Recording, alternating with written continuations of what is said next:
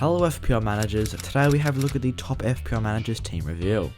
In today's video, we take a look at the 𝙁𝙖𝙣𝙪𝙗𝙦 built by FPLflare, which boasts an unrivaled 74 top 10k finishes and 55 top 5k finishes.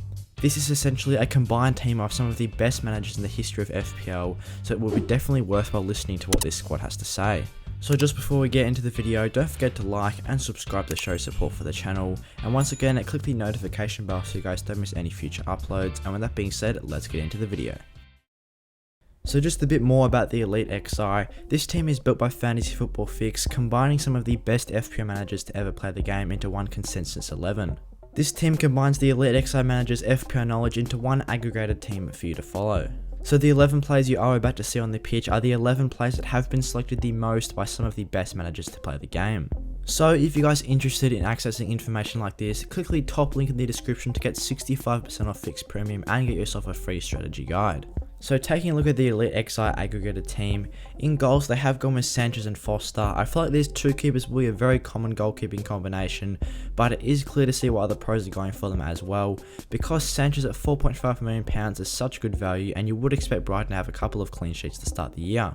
Definitely in the short term anyway, Sanchez does seem to be the best goalkeeping option, and then as the £4 million backup goalkeeper, Ben Foster is definitely a popular choice. He did share even games with Backman last year in the EFL, playing 18 games each, so hopefully he can get some starting minutes in the Premier League, but it does seem to be the best £4 million keeper in terms of likeliness of starting.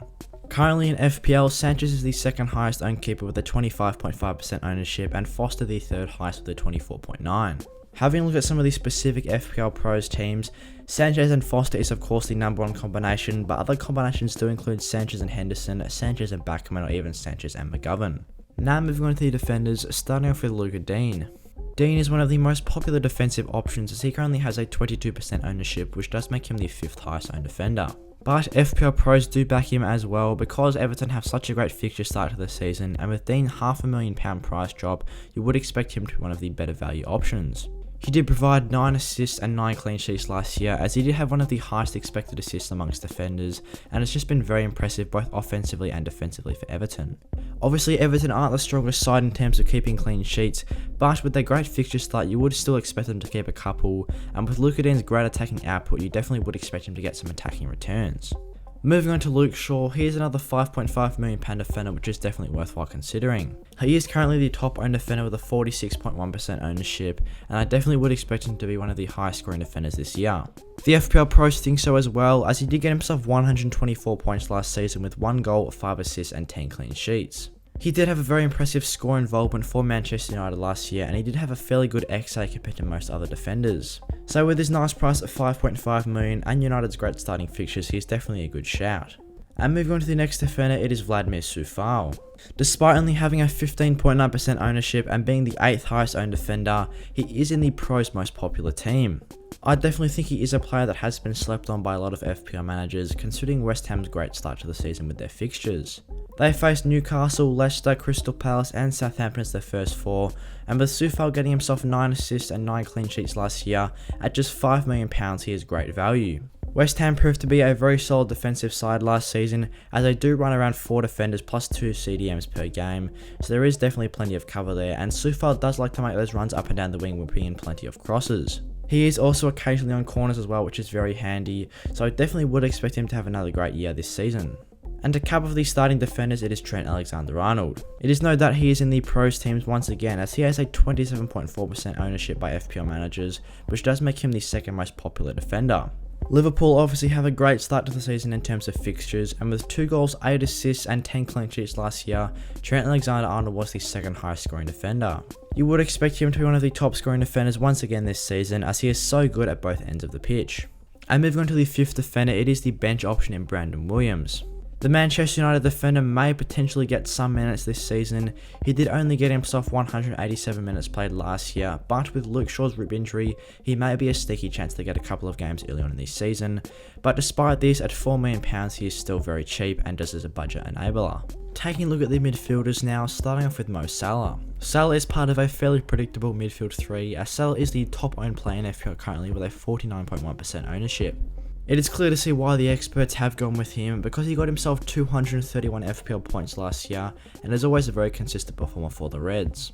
At £12.5 million, he has seen a £500,000 price rise, but he did get himself 22 goals and 6 assists last year. And with Liverpool's great fixtures to start the new year, you definitely would expect Salah to come out firing.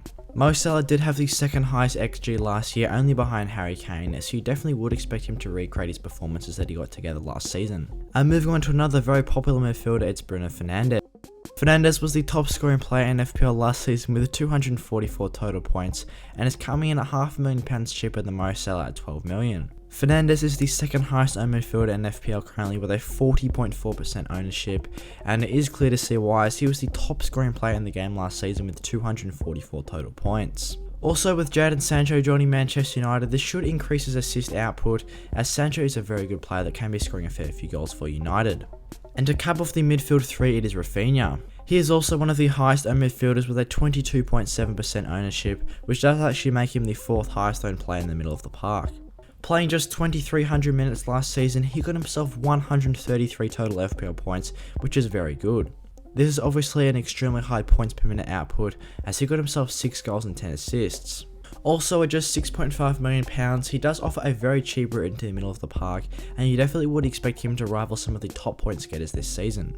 Obviously, Leeds have a fairly tricky start to the season in terms of their fixtures, with Manchester United and Everton as their first two, but then they do have a nice fixture change, as from game weeks 3 to 10, they only have one match with an FPL rating over 3.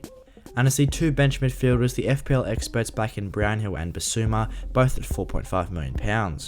Brownhill has only predicted 11 points in the first 6 weeks by Fantasy Football Fix, but he did get himself 1 assist for his attacking returns last year, which is just about as good as it gets for 4.5 midfielders. Bissouma is also at 4.5 million, and he is such a consistent starter for Brighton. Whilst not offering much attacking potential, he is guaranteed those minutes, as he did play over 3,000 minutes last year. He did also get himself a goal last season, and also got 11 extra points for the clean sheets, so he's definitely decent value at 4.5. So now moving on to the three forwards up top, starting off with Ivan Toney. Toney is coming in at £6.5 million and looks to be great value in the forward line, as he is currently owned by 33.2% of managers. The pros have gone with him because he got himself 31 goals and 10 assists in the championship last season, and has a decent projected points of 4 in the first game of the season against Arsenal. You'd think if he can have a projected points of 4 against the Gunners, then he should be doing fairly well against most teams, and he will be getting all the service from his Brentford teammates.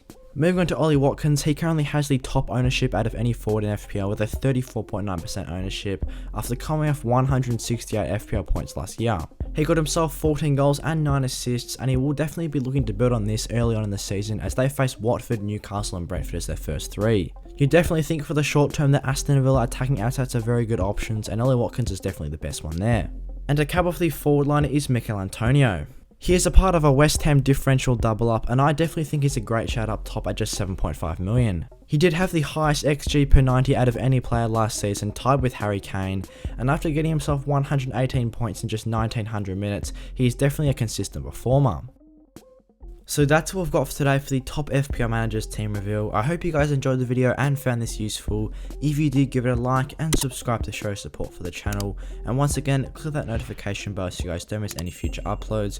Also, leave a comment of what you guys thought of this Elite XI team and how is your team shaping up in comparison. And with that being said, I'll see you guys in the next one.